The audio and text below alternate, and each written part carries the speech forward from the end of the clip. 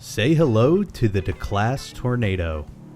This mid-1950s two-door hardtop can reach speeds of up to 130 miles per hour, and its nearly 5,000-pound weight ensures that anything on the receiving end will regret getting in the way.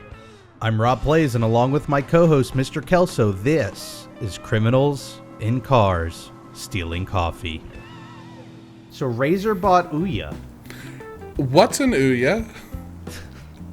We're all wondering. We still kind of hope we would find out. But I Why guess we never will. Razer? I know what the Ouya is. Why did Razer buy it? So what's funny is Razer bought Ouya for their software capabilities and their development team. They specifically did not buy the hardware manufacturing, which is what everyone thinks of when you think of the Ouya, Right. which is that little console that was supposed to fill a market that never really needed to exist or be filled to begin with.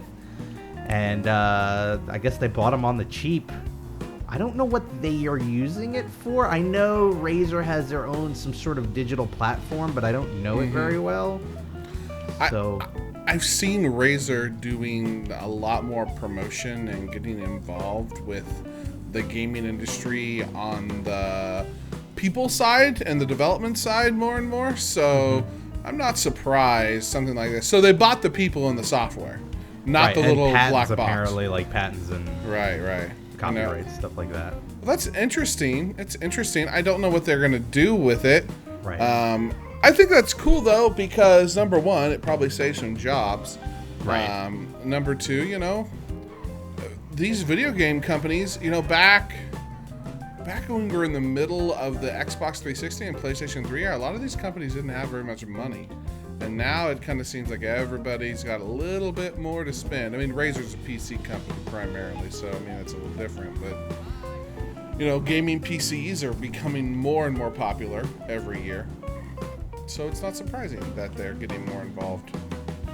It's just so weird. The Ouya, I'd like to think somebody at Razer was looking to buy an Ouya and they accidentally bought all of Ouya. Yeah, Because $1 million. Yeah, I think. Well, I think they were trying. Maybe the company at this point was only $100, and so Right. potato patata. But Right. man, that was just such a bad idea. I feel like I very rarely in this world get to throw an "I told you so" out there, but I knew the Ouya was gonna bomb horribly from the moment it was announced. It just made no sense. Who was it for? It wasn't for anybody. It was for nobody. It was for people who were apparently serious enough into gaming that they'd want a console, but not serious enough into it that they'd want an actual console. And for people who also, like this Venn diagram, of people who want to play their cell phone games on a TV. And that was approximately like 5 people. House and pants. I feel like I brought you to the wrong place for cheap summer digs. Well, let's see. I'm looking at the shorts here. 99% of the people who bought an Ouya, I feel like, bought it for the fact that you can easily, since it was on Android, you could like jailbreak it and make it an emulator for like classic games. I know that when I was going to buy one, that's what I was going to do. Exactly. I was on the fence for that reason. Then I was like, well, I'm never going to actually play these games, so I'll hold off. But that's the thing. And it was similar to the PSP. When your primary use is not a legitimate use, like your device is in for a rough lifespan. Console is niche to begin with, so going ahead and making that more niche was not a good idea. I think that Excuse me, sir. No shirt, no service. well, I'm sorry to say that I don't care.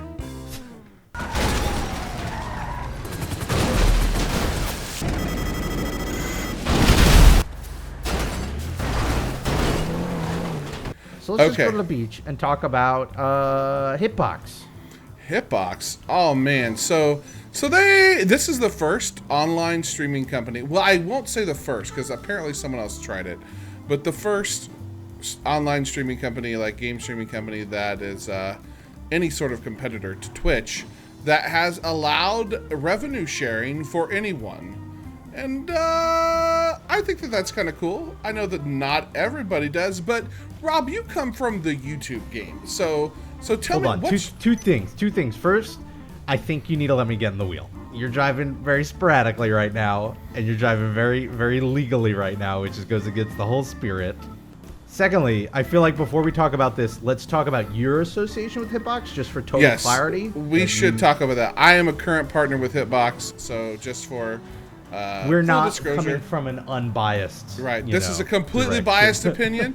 Totally Right. biased. Totally biased. I am friends with. I have represented them at conventions. Right. So this is a completely biased opinion. Okay. So I want you to give your opinion. I do come from YouTube. I've been doing YouTube for 4 years now, coming up at the end of August. And streaming was always something that I couldn't. It was hard to, as well as anybody else that it's a very time-consuming thing to do well, right? And so for me, with a regular day job and then YouTube, to do streaming well enough for it to be like a thing, I just don't have the time to do it. So it still is very much like a casual hobby thing for me. And so the idea of ever getting to a point where on any service I would be able to be partnered and have subscriber options or anything like that was just like never realistically going to happen. But you went to Hitbox, and I did. I started watching Hitbox because of that, and then when I wanted to get into streaming, I decided to try out Hitbox, and I liked it way better than Twitch because I thought it had a better community. I thought the tech on the back end was better. It just better quality, better site design, all that stuff. Right. And I feel like, I just wrote a post on the subreddit today about this decision to like open it up to everybody. And I think it's a smart decision. And I think coming from YouTube, where anybody can just start a channel and start monetizing, it makes perfect sense. And my argument here is the decision to sort of make it exclusive to become a partner or to monetize has always felt like less of a creative decision and more of a technical decision. Anyway, I always thought the limitation to not partner everybody was a technical one, and it's the idea of trying to manage all that, the revenue and the revenue shares and the advertising with thousands of people is just so much work. And technology is changing that. That's becoming possible to do now. And God knows Google's about to enter the game with YouTube gaming. What happened? Oh, there we go. There we go. YouTube's about to enter the game with YouTube Gaming, and they have the infrastructure to handle it. They already do it with AdSense. Twitch is no longer a startup. Now they're a subsidiary of Amazon, and Amazon, of course, has the infrastructure to do something like that, so I could see them doing it. And so it's really smart that Hitbox is not only doing it as well, they're getting ahead of the game, and they're leading rather than following, and I think that's very smart. Oh, here they are. They're right here. Oh, well, that's fun. I will say this. I kind of felt like when I heard about, like, oh man, I worked kind of hard to kind of set myself apart, and all of a sudden but you know what, there's still a lot of benefits. So like their main thing is if you are a part of the revenue sharing program is what it is officially, you lead the way out there because it's great. I don't know where we're going. Whoa. Oh, that's awesome. Have you ever done this in real life? Nope. I want to. Someday we should do it. So I have always, I thought that, I'm like, yeah, but there is some major differences. Like you get the transcoding option, so like, people can watch me in 480 or 360p or source. And there's some other benefits a lot similar to that. Monetarily, it's the same. For the most part. And so, it's not a big deal. And I think it's exciting to see somebody taking bold steps and doing something different, even if not everybody thinks it's the best idea. But yeah, I mean, I'm excited about it. I'm very excited about it. I'm more excited about it than I can even talk about. So I can understand some of the resentment, because I've been doing YouTube for multiple years. I've been working hard at it, and if they were to come along and offer something that I felt like I had to earn, it devalues that. And it absolutely does devalue it to give it to everybody. I think the big question is, if you pull out the sort of emotional investment and then ask yourself, well, why should it have been high value to begin with?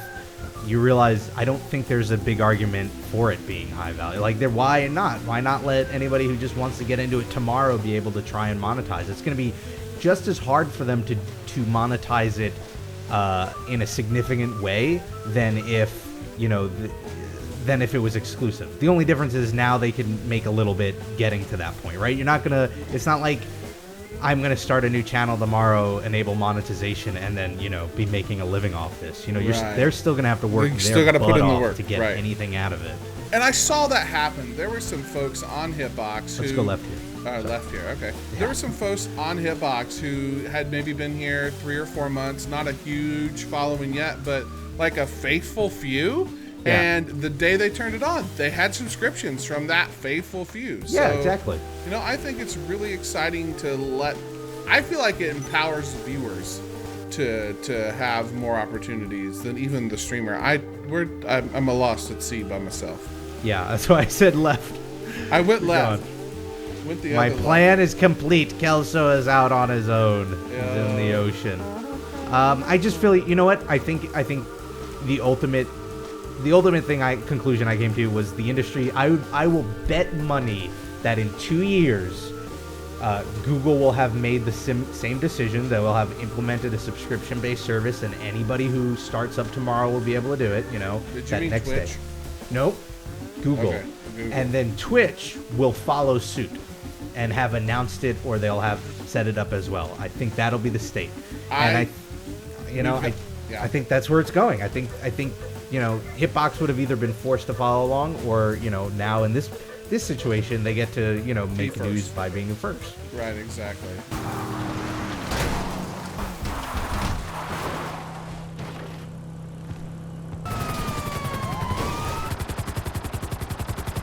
Speaking of driving old cars, Mafia 3 was announced. I mean, we had already talked about this recently, so I don't want to go too far into it.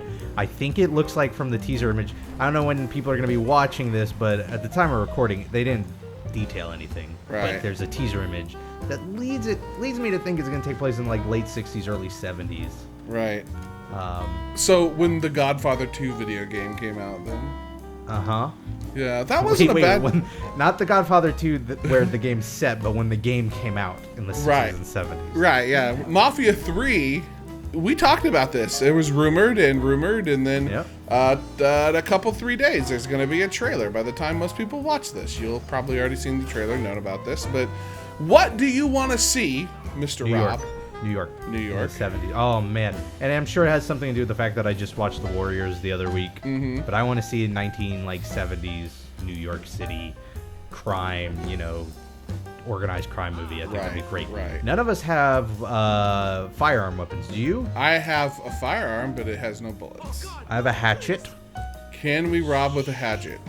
Well, you just point. He doesn't know that it's empty. Okay. Come on, do it.